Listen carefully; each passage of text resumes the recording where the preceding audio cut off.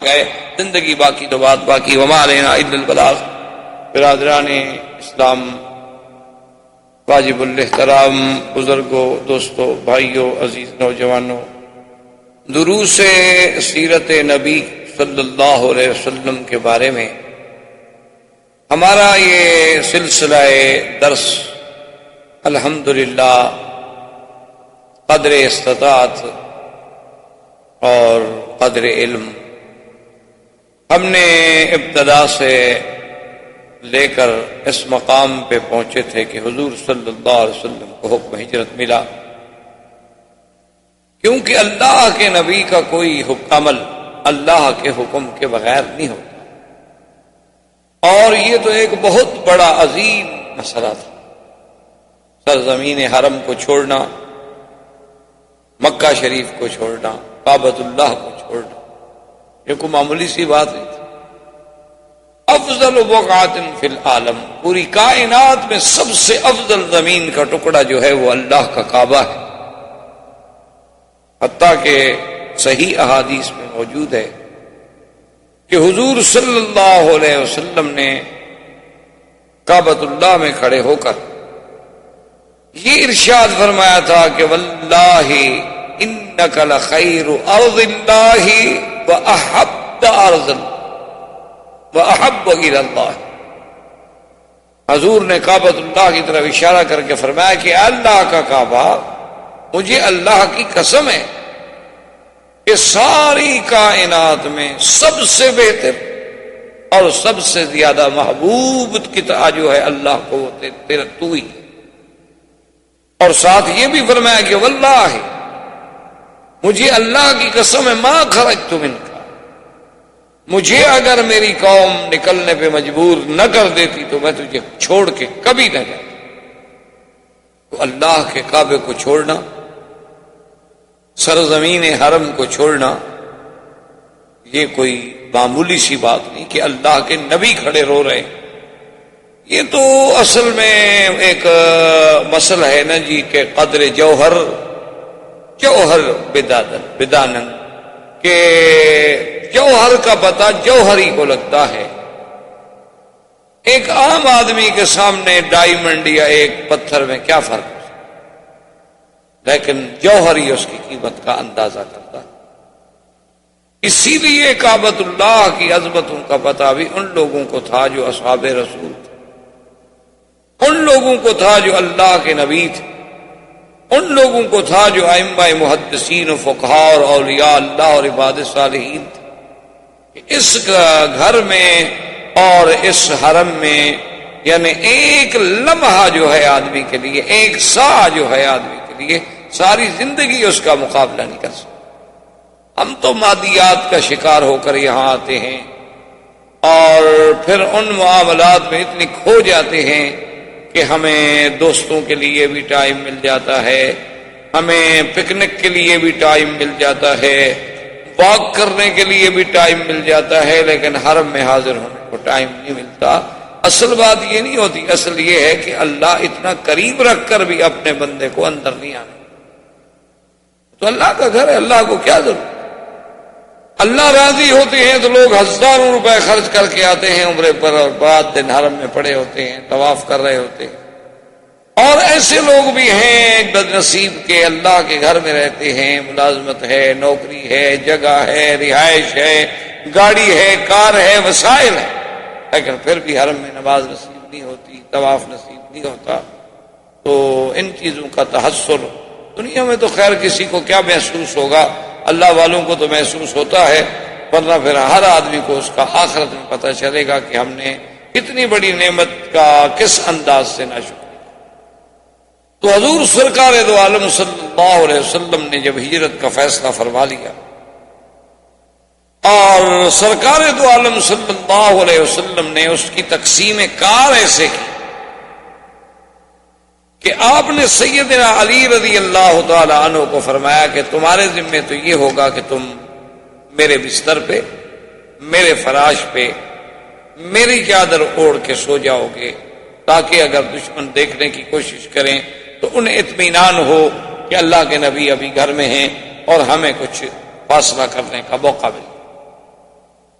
اور سیدنا ابی بکر صدیق رضی اللہ تعالیٰ عنہ سے یہ فرمایا کہ اللہ کا حکم ہے ابو بکر کہ میں نے تمہیں اپنے ساتھ لے جانا، تم نے میرے ساتھ چلنا ہے، لیکن اس انداز میں ہم نے چلنا ہے کہ اپنا ایک وقت معین ہوگا اور ہم فاصلے سے چلیں کہ میں آگے ہوں گا، آپ مجھ سے کچھ دور، اور آپ کا جو غلام ہے عامر ابن فہیرہ، اس کی یہ ڈیوٹی ہوگی کہ جو راستہ ہم نے اختیار کرنا ہے اس پر وہ اپنے مویشی جانور، بکریاں، گائے اور اونٹنیاں لائے گا تاکہ وہ پاؤں جو ہیں ہمارے چھپ جائیں، اور عبداللہ ابن ابی بکر کی یہ ڈیوٹی ہوگی کہ وہ ہمیں روزانہ کے معلومات جو ہے وہ پہنچائے گا کہ آج کیا ہوا، آج مکے میں کیا ہو رہا ہے۔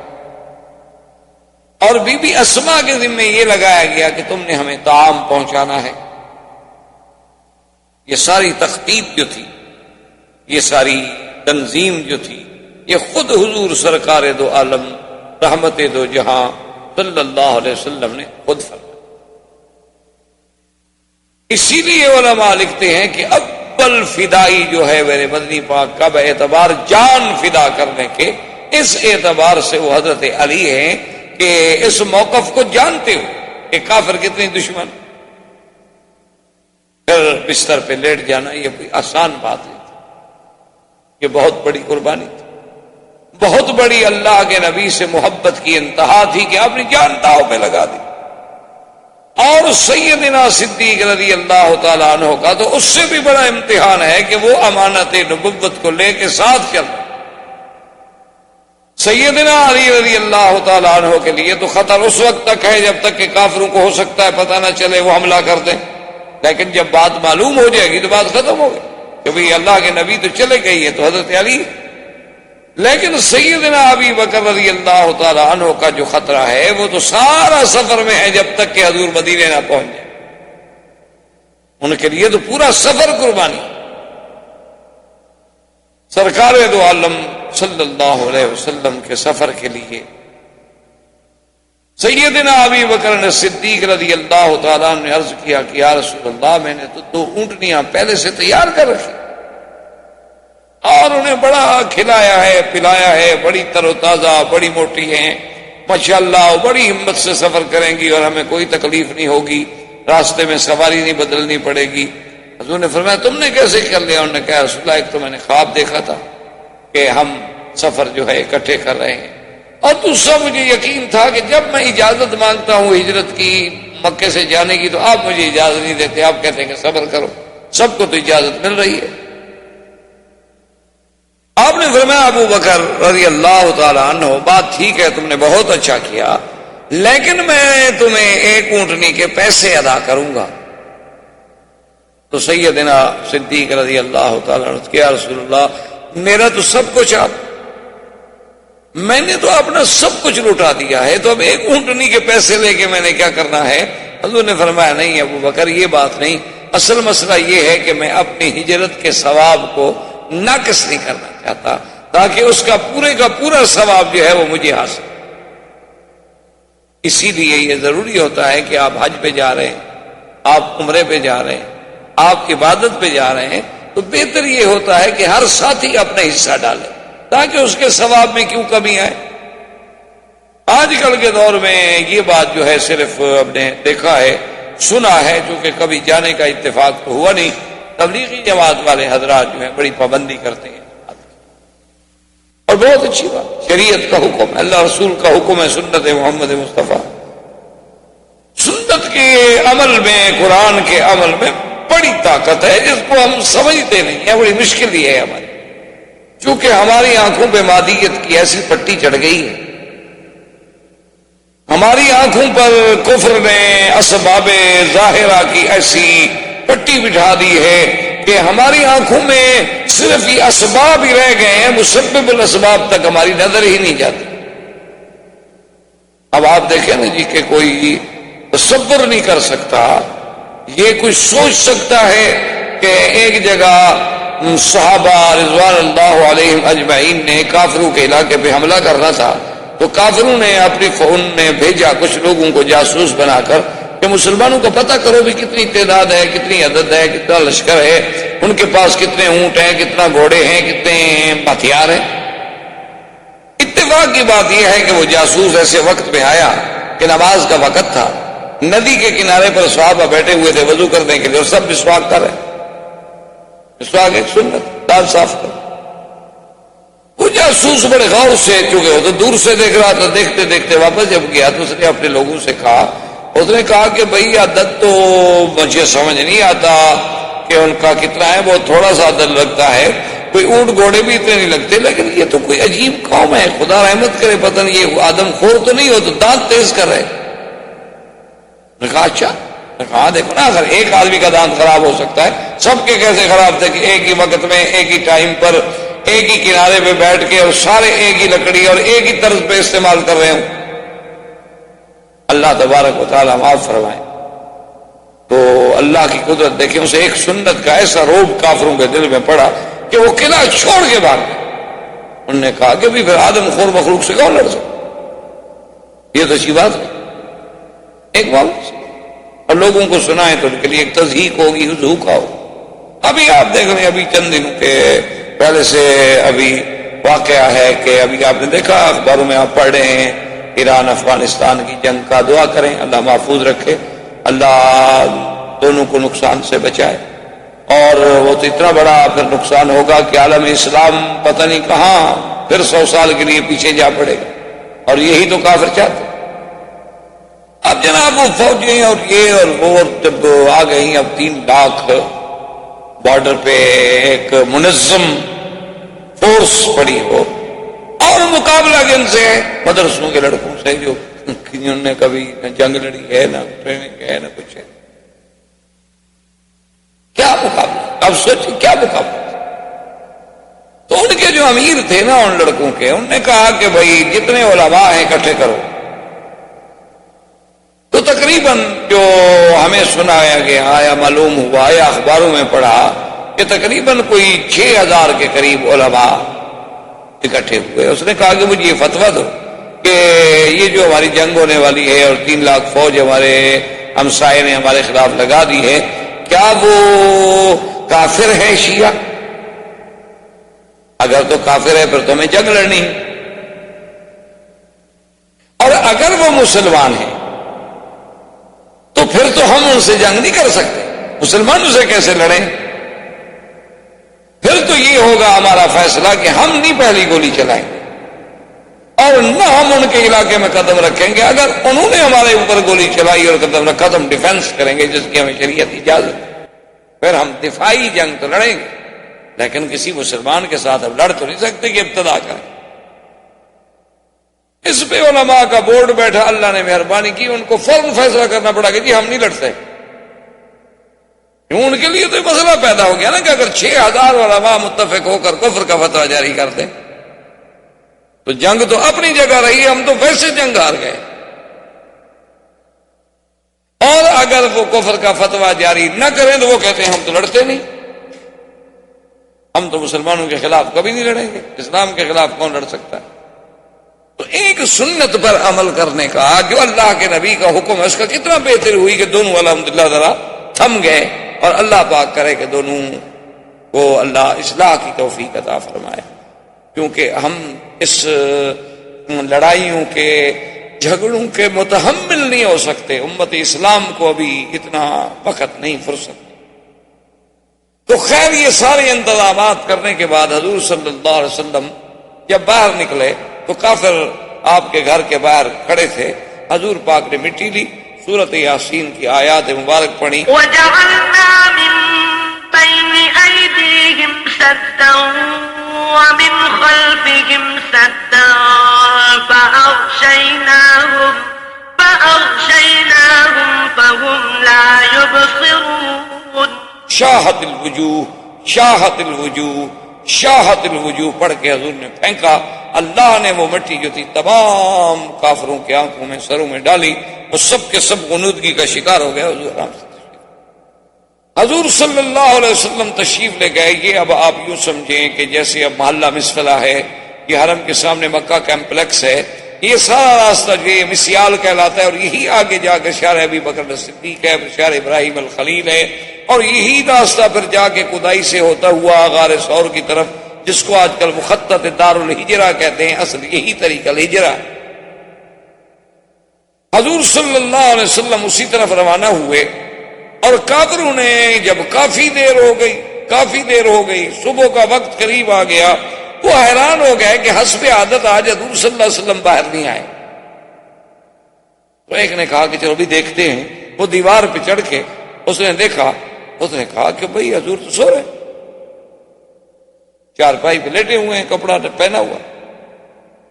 اب دیکھیں کہ 60 آدمی، 60 نوجوان جنگجو قبائل کے آدمی اور بڑے معروف جنگی لوگ باہر کھڑے ہوئے ہیں، لیکن دشمن کے گھر میں داخل نہیں ہوتے، بھی اندر کود جاؤ۔ تو علماء نے لکھا کہ وجہ یہ تھی کہ یہ عرب میں آر تھی کہ جس گھر میں بچے ہوں، عورتیں ہوں، اس گھر میں داخل کیسے؟ کہتے ٹھیک ہے، دشمنی ہے، جب مرد نکلے گا قتل کر دیں، لیکن جس گھر میں کوئی عورت ہو، کوئی خاتون ہو، اس گھر میں ہم رات کو کیسے داخل ہو جائیں؟ یہ تو بے حرمتی ہے، یہ تو کسی دوسرے کی عزت کی توہین ہے۔ یعنی کافروں کو یہ خیال تھا۔ اب آپ خود اندازہ کر لیں کہ آج مسلمانوں کو بھی کیا یہ خیال ہے۔ آج تو ہم جس دور سے گزر رہے ہیں، بیٹے اپنے ماؤں کے قاتل، کئی دفعہ اخبار میں آتا ہے بیٹے نے ماں کو قتل کر دیا، بیٹے نے باپ کو قتل کر دیا، بھائی نے بہن کو قتل کر دیا، بھائی نے بہن کو بیچ دیا۔ ہم تو اس دور میں گزر رہے ہیں۔ اب انہوں نے دیکھا، تھوڑی دیر گزری، انہوں نے کہا بھی یہ تو نہیں ہو سکتا کہ اتنی لمبی دیر اور اس وقت تک حضور لیٹے رہے۔ تو انہوں نے کہا بھی کوئی خاتون، کوئی بچہ، اب چونکہ صبح بھی قریب آنے لگ گئی، انہوں نے کہا نہیں اندر کوئی خاتون، کوئی بچہ، کوئی عورت تو نظر نہیں۔ انہوں نے کہا پھر ہم کیوں کھڑے ہوئے ہیں بھائی، چلو اندر۔ سب نے جناب جب اندر آئے تو حضرت علی اٹھے، کپڑا ہٹایا چہرے سے، فقال فإذا هو علی، انہوں نے کہا یہ تو حضرت علی لیٹے ہوئے ہیں۔ تو انہوں نے حضرت علی سے پوچھا کہ این رسول اللہ، محمد مصطفیٰ کہاں ہیں؟ تو حضرت علی نے فرمایا کہ میں کیا بتا سکتا ہوں کہ وہ اس وقت کہاں ہوں گے۔ بات اس کی ٹھیک تھی، حضرت علی نے جھوٹ تو نہیں بولا، کیوں اللہ کے ماننے والے جو ہیں وہ کبھی جھوٹ تھوڑا بولتے۔ حضرت مولانا قاسم نانوتوی رحمۃ اللہ علیہ جن نے دارالعلوم دیوبند کی بنیاد رکھی، انگریزوں نے ان کے وارنٹ جاری کیے اور انگریز ان کو سزائے موت دینا چاہتے تھے۔ تو دوستوں نے انہیں مشورہ دیا کہ حضرت یہ بہت بڑا مسئلہ ہے اور کفر کی طاقت ہے، انگریز کی حکومت ہے، اور وہ اندر کے لوگوں نے ہمیں بتایا ہے کہ وہ آپ کو سزائے موت دینا چاہتے ہیں، آپ مہربانی کر کے چھپ جائیں۔ حضرت مولانا قاسم نانوتوی رحمۃ اللہ علیہ دوستوں کے مشورے کے بعد، علماء کے مشورے کے بعد چھپ گئے۔ 3 دن کے بعد دوستوں نے دیکھا کہ وہ تو پھر مسجد میں کھڑے نماز پڑھ رہے۔ نماز پڑھ کے فارغ ہوئے تو ساتھی اکٹھے انہوں نے کہا واہ مولانا کمال کر دیا، آپ بھی بڑی مدت چھپے بھائی، اور 3 دن کے بعد ہی اگر باہر نکل آنا تھا تو پھر چھپنے کی ضرورت ہی نہیں تھی۔ انہوں نے فرمایا کہ حضور غار میں ہجرت کے میں 3 راتیں رہے تھے، تو غار میں 3 راتوں سے زیادہ میرا محبوب نہیں رہا، تو میں نے سمجھا کہ سنت کے خلاف، اس لیے جب جان چلی جائے گی زیادہ سے زیادہ اور کیا ہو جائے گا، لیکن محبوب کی سنت جو ہے اس کی مخالفت۔ اچھا، خدا کی شان، دوست احباب یہ کہہ کے چلے گئے اور دشمن بھی تو تلاش میں تھا۔ فوراً جناب کلیکٹر کے عہدے کا افسر انگریز وہ مدرسے میں گھس آیا اور آ کے مولانا قاسم سے ہی پوچھتا ہے کہ مسٹر مولانا قاسم کدھر ہے، کیونکہ اس کو یہ تو پتا تھا کہ مولانا قاسم کو پکڑنا ہے، لیکن شکل نہیں جانتا۔ تو مولانا قاسم رحمۃ اللہ علیہ نانوتوی رحمۃ اللہ علیہ جہاں کھڑے تھے 2 قدم ذرا پیچھے ہٹ کے فرمایا ابھی تو یہیں تھے، فرمایا ابھی تو یہیں تھے۔ اس نے سمجھا اس کا مطلب ہے کہ اب تو نہیں ہے یہاں، تو چلا گیا۔ تو جھوٹ بھی نہیں بولا، واقعی بات ہے کہ ابھی تو یہیں تھے، اس میں کون سا جھوٹ تھا؟ تو اس کو کہا جاتا ہے عربی میں توریہ، یہ باقاعدہ ایک علم ہے، ایک فن ہے کہ آدمی ایسی بات کرے کہ جو ذو معنی ہو اور جس سے دونوں پہلو نکلیں۔ اور یہ اللہ کے قرآن میں بھی ہے کہ جب موسیٰ علیہ السلام کی بہن ڈھونڈتے ڈھونڈتے فرعون کے گھر میں آئی، دیکھا کہ موسیٰ رو رہے ہیں، دودھ نہیں پیتے، اب بہن ہے بہن کا دل کیسے برداشت کرے کہ بھائی رو رہا ہو؟ بہن تو نہیں برداشت کر سکتی. تو بی جلدی جلدی دوڑی اور اس کا کیا بات ہے، کیوں رو رہا ہے بچہ یہ؟ اب یہ بتا بھی نہیں سکتی بیچاری، ڈر کے مارے کہ میرا بھائی ہے. تو کیوں رو رہا ہے؟ انہوں نے کہا دودھ نہیں پیتا. دیکھو اس عورت کا دودھ دیا نہیں پیتا، اس کا دیا نہیں پیتا، اس کا دیا. انہوں نے کہا صحیح، اچھا ایسا ہے. هل أدلكم على أهل بيت يكفلونه لكم وهم له ناصحون. بی بی نے کہا اچھا یہ بتلاؤ کہ میں تمہیں ایک گھرانہ کیوں نہ بتلاؤں. ایک گھر ہے، اس میں ایک بی بی ہے، بڑی پاک، بڑی نیک، بڑی صالحہ، اور بالکل ابھی اس کا بچہ بھی ہوا ہے اور اس کا دودھ یہ ضرور پیے گا. وہ بڑی پاک عورت. اب جب فرعون آیا نا جی، تو قرآن میں ہے، مفسرین لکھا ہے کہ جب بی بی نے یہ کہا نا کہ وَهُمْ لَهُ نَاصِحُونَ، اور وہ گھرانے والے، وہ عورت جو ہے دودھ پلانے والی، اس بچے کی خیر خواہ بھی ہے، اس کی ہمدرد بھی ہے. تو فرعون کو فوراً سوچی، انہوں نے کہا بنت ادھر آؤ، تمہیں کیسے پتا ہے کہ وہ عورت اس بچے کی خیر خواہ ہے؟ اس کو کھٹکا کہ کہیں وہ عورت حقیقتاً تو اس کی ماں نہیں، اور یہ بچی جو ہے وہ جانتی ہے کہ یہ موسیٰ، یہ بچہ کون ہے، تو اس کا مطلب ہے کہ میں جس بچے سے ڈر رہا ہوں کہ یہ وہ بچہ تو نہیں ہے. تو فرعون کی تو آنکھیں سرخ سے کہا تم نے کیسے کہہ دیا کہ وہ اس کی خیر خواہ ہے؟ اس نے کہا فرعون تو نے سمجھا نہیں، لہو ناصحون، میرا مقصد یہ تھا کہ وہ اس کے خیر خواہ ہے، تیری خیر خواہ ہے. اب ضمیر کا مرجع ادھر بھی ہو سکتا تھا، ادھر بھی ہو سکتا تھا کہ لہو اس کے لیے یا اس کے لیے. میں نے تو کہا تمہاری خیر خواہ ہے، یعنی تمہاری مخالف نہیں، تم نہ ڈرو، وہ تمہارے ماننے والی عورت ہے. اچھا اچھا اچھا ٹھیک ہے. تو فرعون مطمئن ہو گیا، تو تمہیں میری خیر خواہ ہے نا، بچے کی خیر خواہ تو نہیں ہے. تو اس لیے اس کو کلام عرب میں کہا جاتا ہے توریہ، کہ دشمن کے سامنے آدمی ایک ایسی بات کہے کہ آدمی اپنی جان بھی بچ جائے اور جھوٹ بھی نہ ہو، واقعتاً جھوٹ بھی نہ ہو، اور جان کے بچانے کے لیے اس قسم کے کلمات کہنے جو ہیں اس کی اجازت. اب جب انہوں نے حضرت علی رضی اللہ تعالیٰ عنہ کو دیکھا تو انہوں نے کہا کہ یہاں تو اللہ کے نبی نہیں ہے. فوراً ابو جہل نے کہا دیکھو دوڑو. اس نے کہا فوراً دوڑو، جلدی کرو اور جلدی پہنچو، بس اگر نبی اپنے گھر میں نہیں ہے نا تو پھر وہ ابو بکر کے گھر میں چھپے ہوں. یعنی ابو جہل کا بھی یہ عقیدہ تھا کہ اللہ کا نبی اپنے گھر کے بعد اگر کوئی مقام ہو سکتا ہے تو وہ ابو بکر کا مقام. دشمنی اپنی جگہ. دوڑے دوڑے جب آئے اور حضرت صدیق کے دروازے پہ آ کے کھٹکھٹایا، ابو جہل ہے، ساتھی ہیں، جوان ہیں، تو اندر سے بی بی اسما نکلی. یہ بی بی اسما جو ہیں یہ سیدہ عائشہ کی بہن. ماں کا فرق ہے، باپ ایک. بی بی عائشہ کی ماں الگ ہے، بی بی اسما کی ماں الگ ہیں، لیکن باپ دونوں کے ابو بکر ہیں اور دونوں باپ کی طرف سے بہنیں ہیں. اور یہ وہ بی بی اسما ہیں جو عبداللہ ابن زبیر کی والدہ،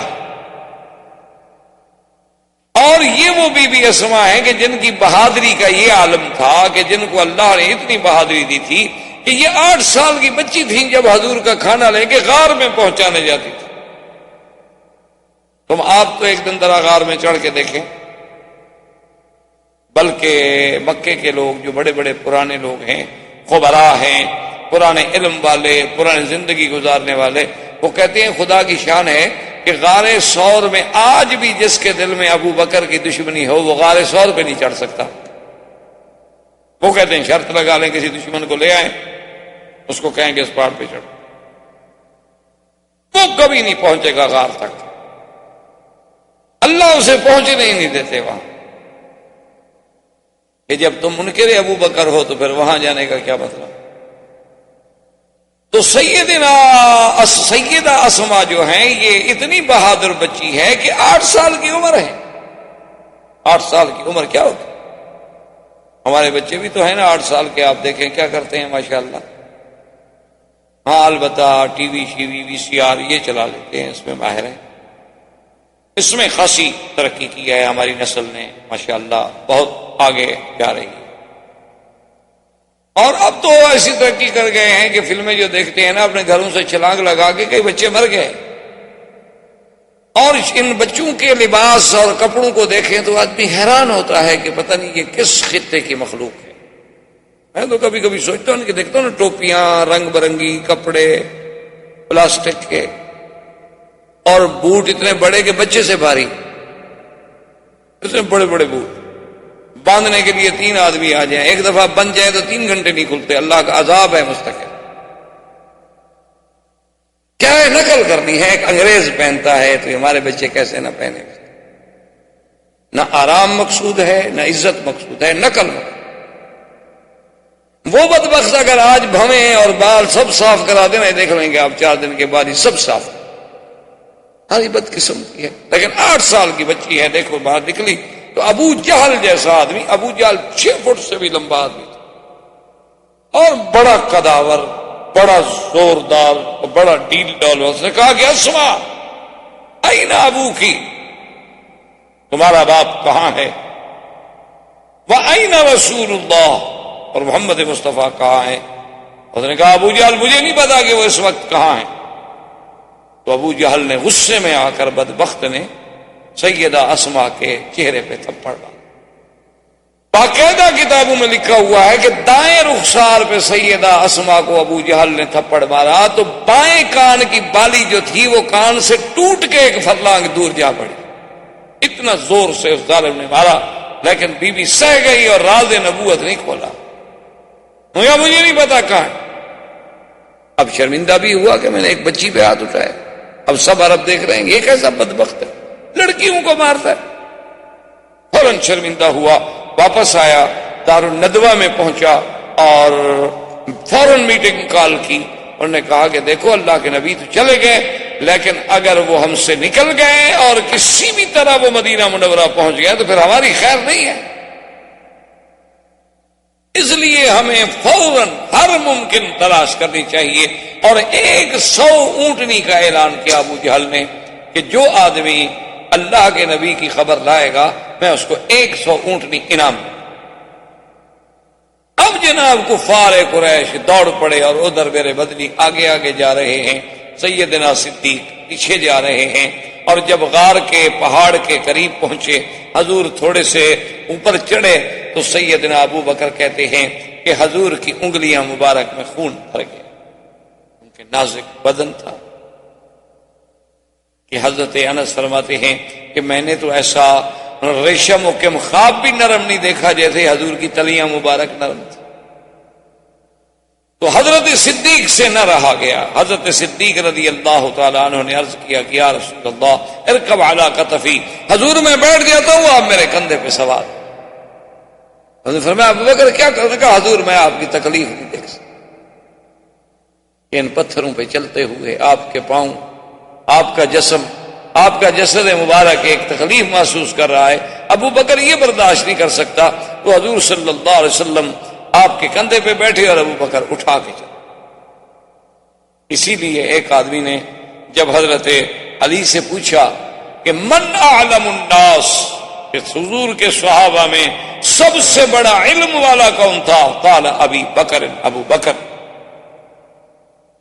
میں نے کہا عجیب بات ہے، ابو بکر آپ سے بھی بڑے عالم تھے؟ انہوں نے کہا حضور نے اپنے مصلی پہ ابو بکر کو کھڑا کیا ہے، اگر ابو بکر سے بڑا عالم کوئی ہوتا تو حضور اس کو مصلی پہ کھڑا کرتے، کیونکہ حضور کا فرمان ہے کہ فَلْيَؤُمُّكُمْ أَعْلَمُكُمْ، تمہارا امام وہ بنے جو سب سے بڑا عالم۔ اب اس نے سوچا، اس نے کہا اچھا یہ تو بتائیں سیدنا علی کہ حضرت ابو بکر سے یا حضور کے صحابہ میں سب سے بڑا بہادر کون ہے؟ کیونکہ حضرت علی بہت بہادر۔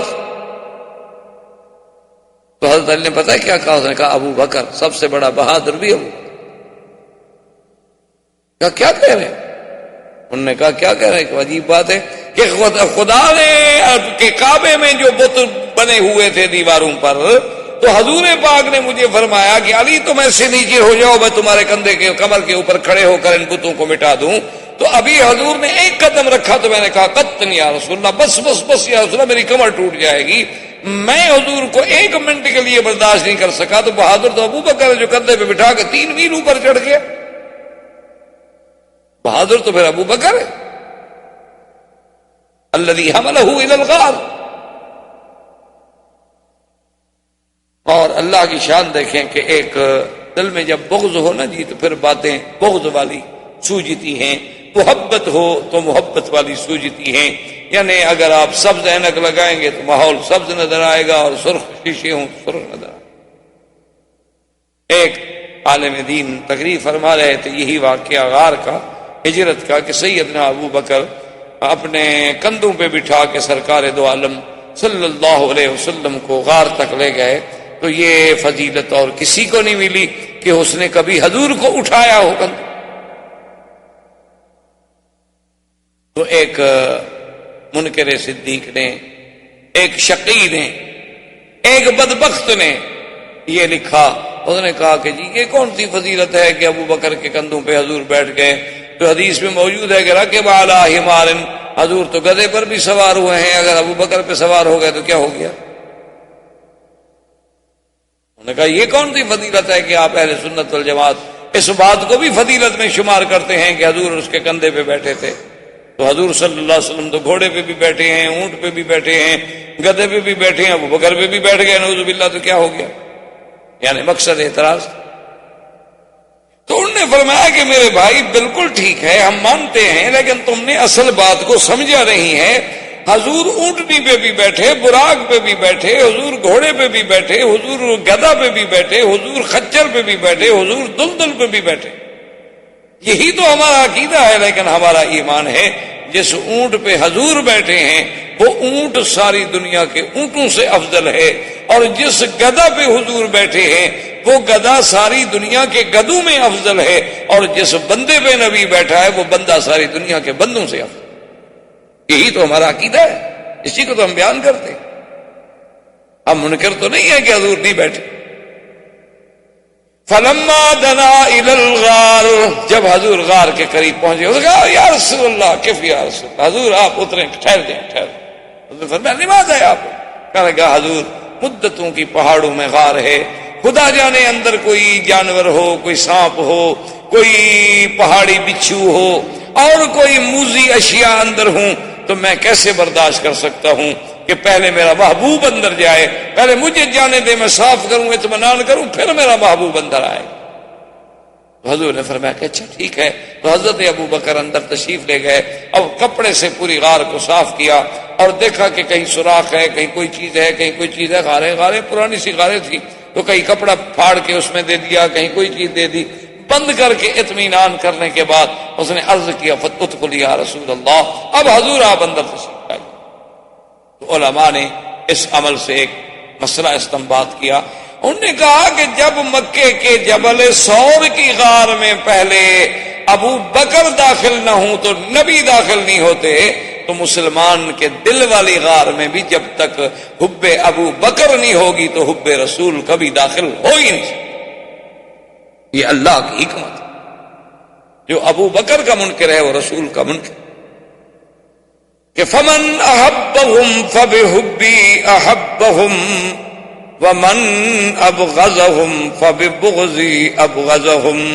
میرے آقا نے فرمایا کہ جو صحابہ سے محبت کرتے ہیں وہ دراصل صحابہ سے محبت نہیں، وہ میری محبت ہے، جو میرے صحابہ، اس لیے محبت ہے نا۔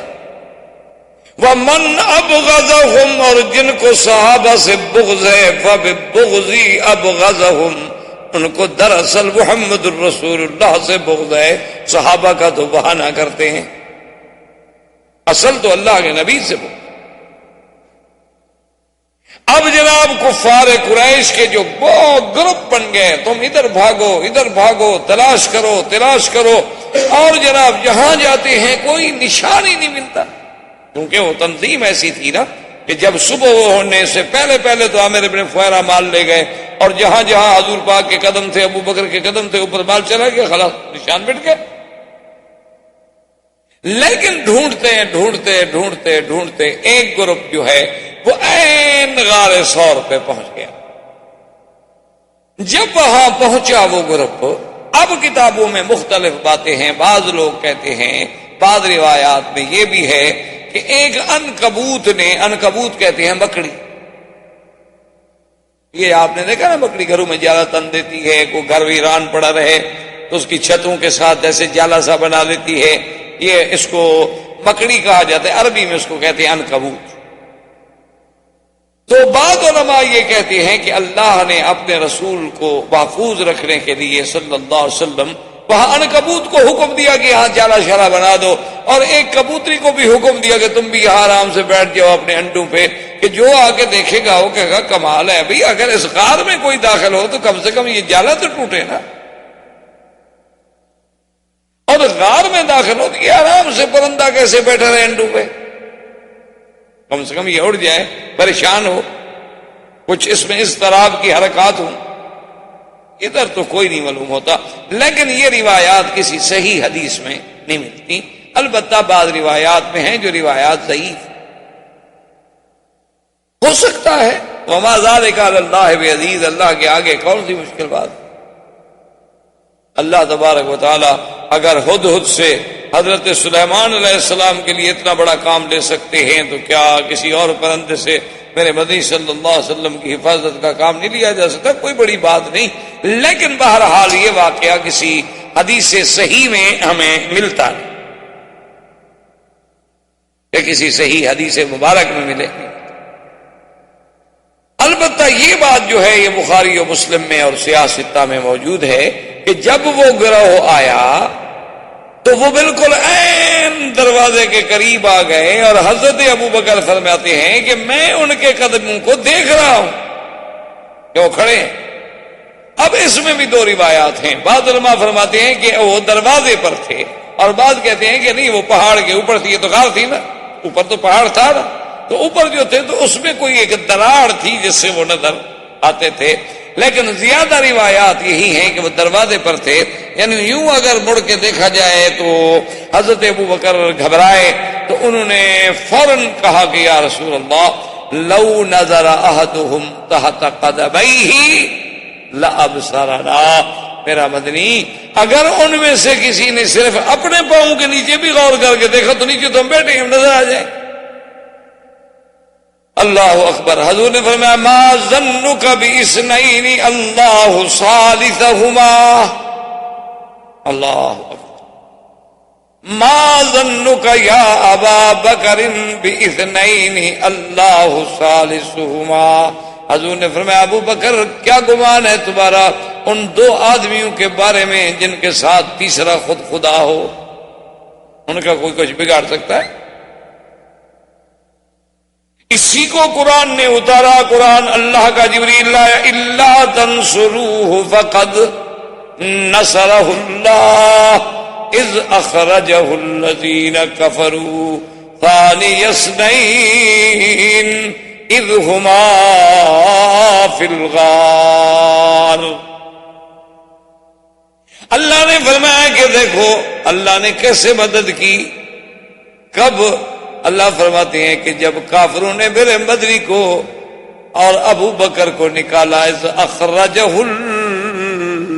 الذین کفروا ثانی اثنین، وہ دو میں سے دوسرا۔ اللہ نے یہ نہیں فرمایا اثنین بلکہ فرمایا ثانی اثنین اذ ہما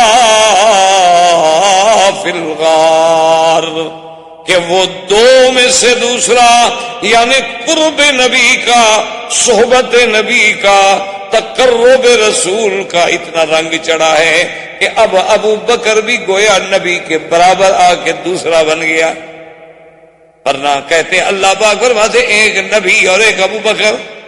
فرمایا ثانی اثنین اذ ہما فی الغار اذ یقول لصاحبہ لا تحزن ان اللہ معنا، کہ جب اللہ کے حکم سے مدنی مصطفیٰ فرما رہے تھے اپنے صاحب کو کہ لا تحزن، غم نہ کر، اللہ ہم دونوں کے ساتھ ہے۔ اللہ کی معیت جب ہمارے ساتھ ہے تو دشمن کیا بگاڑ سکتا ہے؟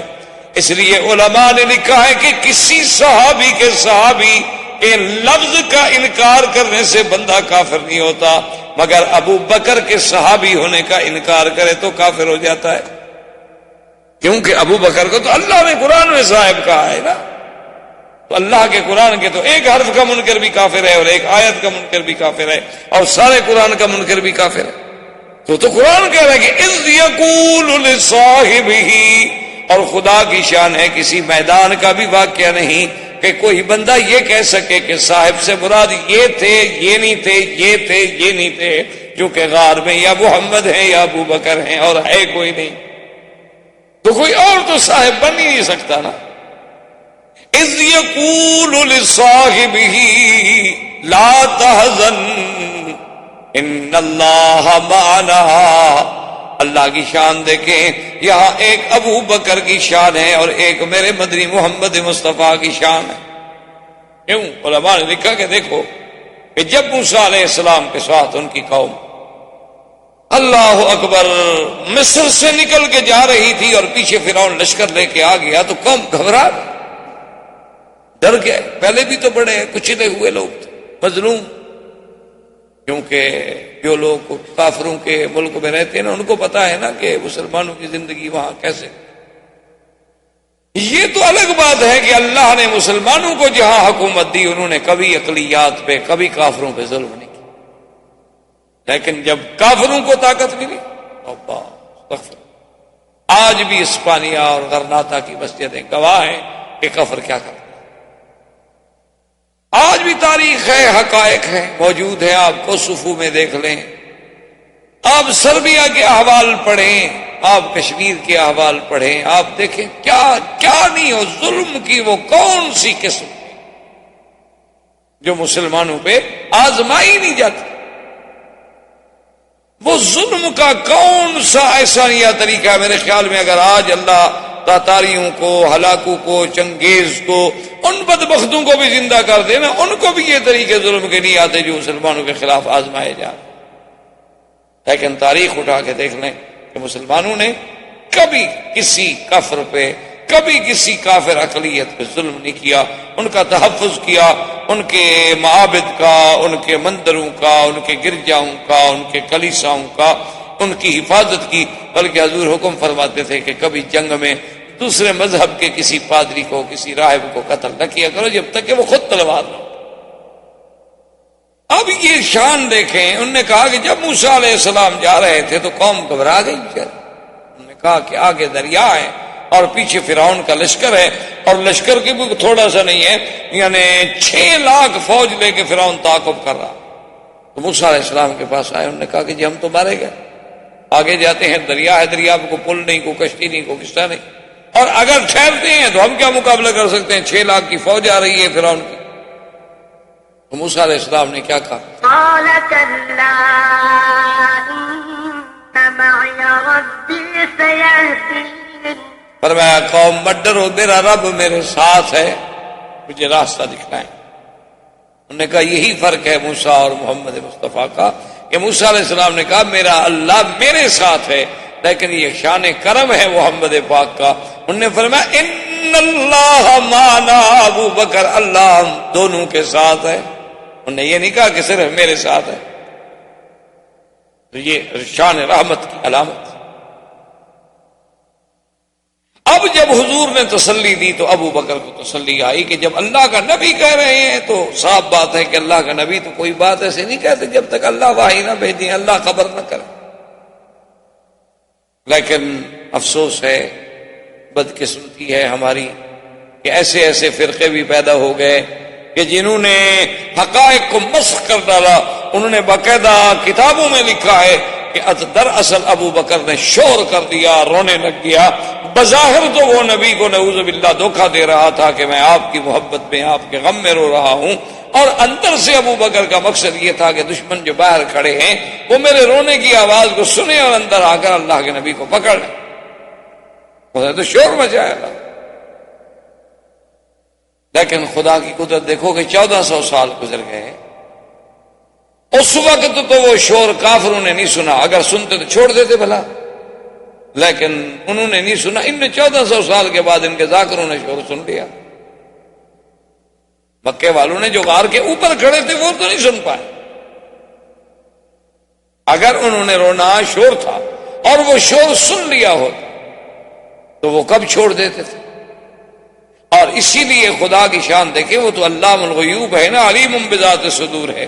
اللہ نے فرمایا لا تحزن، یاد رکھو 2 لفظ ہیں قرآن میں، ایک لا تخف، اور ایک ہے لا تحزن، ایک ہے ڈرو نہیں، ایک ہے غم نہ کرو.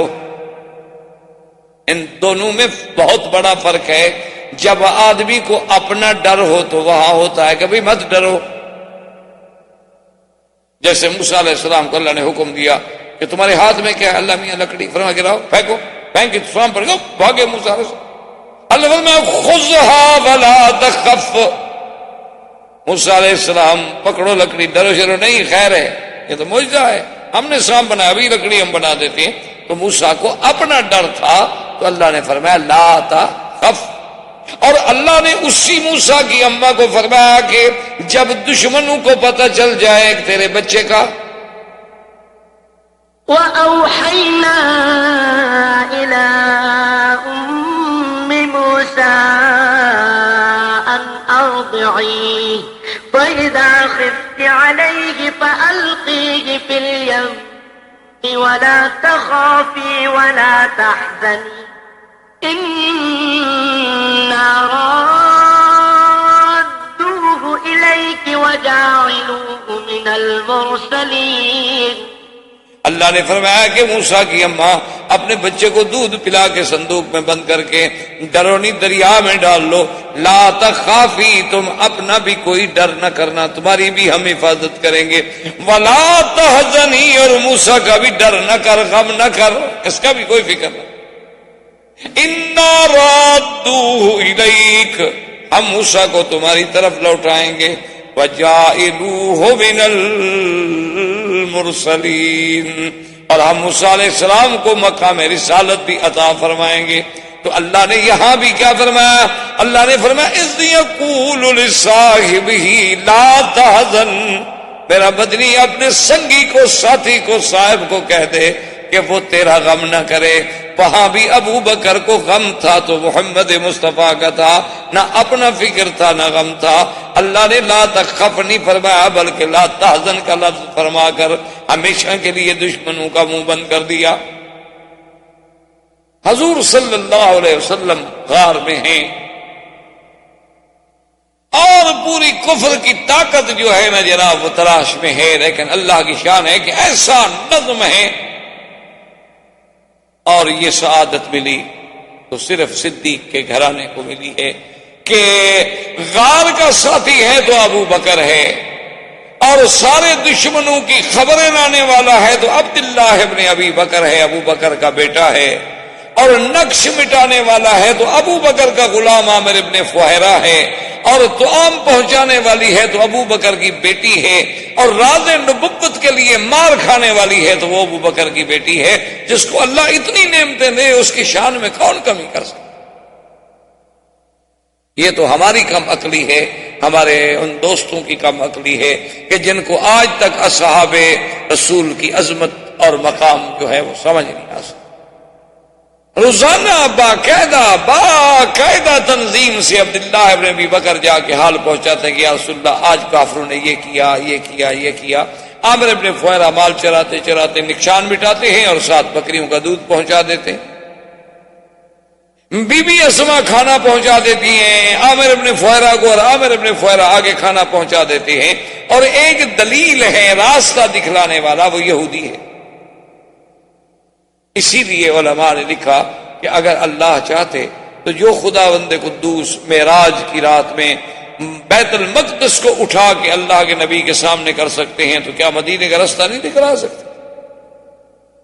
حضور صلی اللہ علیہ وسلم کے لیے مدینے کا راستہ کھول دینا کوئی مشکل بات ہے، سارا مدینہ سامنے کر دیں.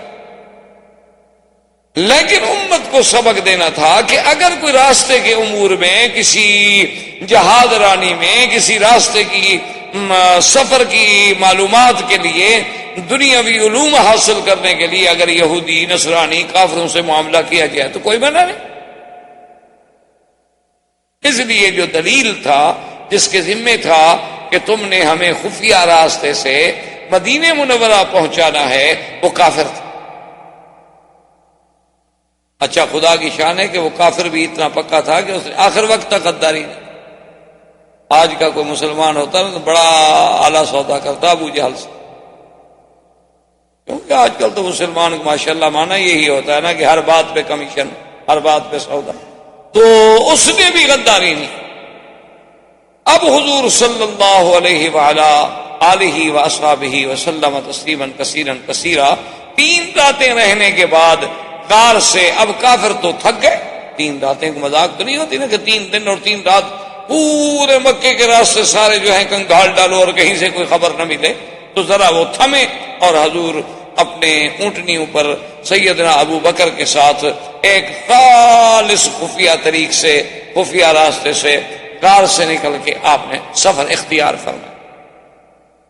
اور صحیح حدیثوں میں واقع آتا ہے کہ یہ سفر ہوتے ہوتے ہوتے ہوتے جب حضور صلی اللہ علیہ وسلم، آج بھی آپ اگر مکے سے مدینہ منورہ جائیں نا اپنی گاڑیوں پر بے روڈ جائیں تو آپ نے دیکھا ہوگا کہ آپ یہی روڈ جو ہے طریق الہجرہ یا طریق المدینہ لے کے نکلیں تو آگے رابق سے پہلے پہلے جدے سے راستہ آتا ہے اور وہاں یہ مکے والا راستہ بھی جا کے مل جاتے ہیں، پھر آگے جا کے ایک راستہ یوں آ رہا ہے اور ایک یوں جا رہا ہے، یوں آگے جا کے مل گئے۔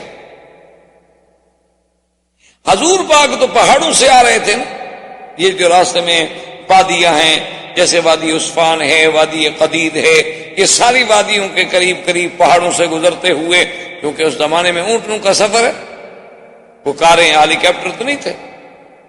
جب حضور صلی اللہ علیہ وسلم اس راستے پہ پہنچے جو راستہ سیدھا مکے سے آ رہا تھا، تو حضرت ابو بکر صدیق فرماتے ہیں فبکا رسول اللہ صلی اللہ علیہ وسلم، حضور رونے لگ گئے، آنسو مبارک آ گئے داڑھی مبارک پہ۔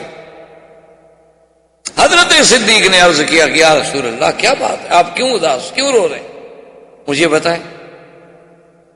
حضور نے فرمایا کہ ابو بکر انی اتذکر مکہ، یہ مکے کی سڑک دیکھ کر مجھے مکہ یاد آ گیا۔ حقیقت ہے، عجیب بات ہے، آپ نے پتہ نہیں کبھی سوچا ہوگا نہیں سوچا ہوگا، خدا کی شان ہے، آدمی جب باہر جاتا ہے نا کبھی اپنے وطن میں پاکستان یا ہندوستان یا اپنے ملک میں یا باہر، یقین کریں کہ ایک دفعہ میں خود سفر کر رہا تھا تو میں نے ساتھی سے کہا کہ میں نے کہا یار کوئی ریڈیو شیڈیو لگاؤ، سفر کر رہے ہیں نیند کا اثر ہے، تو ریڈیو لگایا نا جی، تو مکے کی قدرت سے وہ اسٹیشن لگا، محدہ لگا تو اذان آ رہی تھی حرم کی۔ میں نے کہا یار بس ٹھیک ہے، جلسے ولسے چھوڑو، مجھے تو ایئرپورٹ پہ پہنچاؤ بس ٹھیک، میں پہلی فلائٹ سے واپس بھیج۔ کہا کمال کرتے ہیں، ہم اتنے اعلان کر چکے ہیں، اشتہار دے چکے ہیں، اللہ کی مخلوق تو انشاءاللہ آپ تو خیر مکہ شریف پہنچ جائیں گے، لیکن ہمیں تو جمرۃ العقبہ بنا دیں گے، اتنے پتھر ماریں گے جتنے حاجی نہیں مارتے شیطان، ہمارا کیا گناہ ہے۔ میں نے کہا یار آپ کا گناہ تو خیر کوئی نہیں، لیکن بات یہ ہے کہ اذان سن کر وہ جو منظر ہے اللہ کے گھر کا، وہ جو نماز، وہ جو کعبۃ اللہ کے حضور حاضری، کہ ہم جیسے گندے لوگ ہوں اور کعبے کے سامنے کھڑے ہوں، وہ منظر جب آدمی کو یاد آتا ہے نا، خدا جانتا ہے پھر وہ مزہ نہیں آتا دوسری جگہ نمازوں۔ یہ تو ہم گناہ گاروں کی کیفیت ہے، اللہ والوں کو تو پتہ نہیں کیا کیا کیفیت ہے جو اہل اللہ ہوں گے۔ تو حضور پاک پہ کیا گزری ہوگی جب مکے کی سڑک آئی، تو کیسے نہ روئیں حضور صلی اللہ علیہ وسلم مکے کو یاد کر کے۔ اللہ نے جبریل بھیجا اور فرمایا کہ جا کے فوراً میرے نبی سے کہہ دو ان الذی فرض علیک القرآن لرادک الی معاد، کہ میرا مدنی جس ذات نے تجھ پہ قرآن نازل کیا ہے اس کا وعدہ ہے کہ ہم تجھے پھر لوٹائیں گے مکہ میں، غم نہ کریں آپ حضور، آپ غم نہ کریں، آپ اداس نہ ہوں۔ اب علماء کہتے ہیں کہ اللہ نے یہ کیوں کہا کہ ان الذی فرض علیک القرآن، یہاں قرآن کے ذکر کرنے کی کیا حکمت تھی؟ بس یہ فرما دیتے کہ ہم آپ کو مکہ لوٹائیں، لیکن یہ کہنا کہ وہ ذات جس نے قرآن فرض کیا، وہ ذات جس نے قرآن نازل کیا، تو قرآن شریف کے ذکر کی کیا ضرورت ہے؟